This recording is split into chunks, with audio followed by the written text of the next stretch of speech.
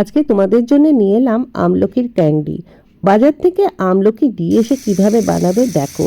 ভালো করে আমলকিগুলো ধুয়ে নেবে। একটু বড় দেখে আমি নিয়ে এসেছি, ধুয়ে আমি স্টিম করে নিয়েছি। ছোট ছোট ফুটো দেওয়া যে থালাগুলো হয় সেই থালার মধ্যে দিয়ে নিচে জল বসিয়ে আমি স্টিম করে নিয়েছি।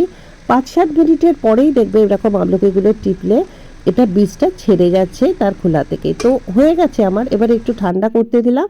ঠান্ডা করার পর আমলকিগুলো আমি পুরো ছাড়িয়ে নিলাম বীজ থেকে। দেখো ছাড়িয়ে নেওয়ার পর আমি এখানে 1 কিলো আমলকি নিয়েছি, তার মধ্যে দিচ্ছি 500 গ্রাম তালমিছরি। স্বাস্থ্যের জন্য এখানে আমি তালমিছরি দিচ্ছি। তোমরা এখানে গুঁড়ো ইউজ করতে পারো, তোমরা চিনিও ইউজ করতে পারো। আমি এখানে তালমিছরি দিয়েছি। দিয়ে এটাকে আমি ভেজাতে দিয়েছি। 5-7 ঘন্টা পরেই দেখবে এটা একদম গলে গেছে। মিছরিগুলো নিয়ে আমলকিগুলো এইভাবে ডুবে আছে। আর একটু আপ ডাউন করে নেবে। আমি রেখেছি 3 রাত্রি 2 দিন। 2 দিন 3 রাত্রির আমি এটা ভিজিয়ে রাখার পর দেখো দেখাচ্ছি আমলকিগুলো পুরো মিছরির রসটা কেমন শোক করে নিয়েছে। আমলকিগুলোর টেক্সচারটাই চেঞ্জ হয়ে যায়। এবার কি করবে, এটাকে একদম আমলকিগুলো তুলে নেবে মিছরির রস থেকে।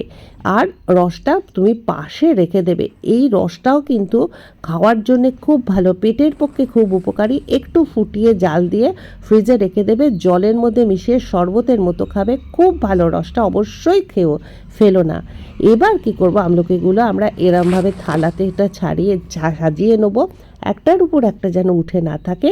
দিয়ে রোদ্দুরে দেবো। আমি এখানে 3 দিনের মতো কাঁচা মিঠে রোদ যে পেয়েছি, একটা হালকা রোদের মধ্যে দিয়েছি। দিয়ে খুব শক্ত করে এটাকে ড্রাই করার প্রয়োজন নেই। এটাকে জাস্ট আমি দেখো এইভাবে শুকনো করে নিয়েছি। বাইরেটা শুকনো, ভেতরটা জুসি থাকবে। হয়ে গেছে আমার আমলকিগুলো ড্রাই করা। এবার এর মধ্যে একটা মশলা আমি অ্যাড করব। মশলার মধ্যে কি দিচ্ছি জানো তো, যেই মিছরিটা আমি দিয়েছিলাম সেই মিছরি 2 চামচের মতো তুলে রেখেছিলাম, সেটা একটু একদম মিক্সারের মধ্যে গ্রাইন্ড করে নিয়েছি। আর এর সাথে যাচ্ছে একটু চাট মশলা দিচ্ছি 1 চামচ, 2 চামচ মিছরি গুঁড়ো, 1 চামচ চাট মশলা। আর এর সাথে যাচ্ছে আমচুর পাউডার 1 চামচ।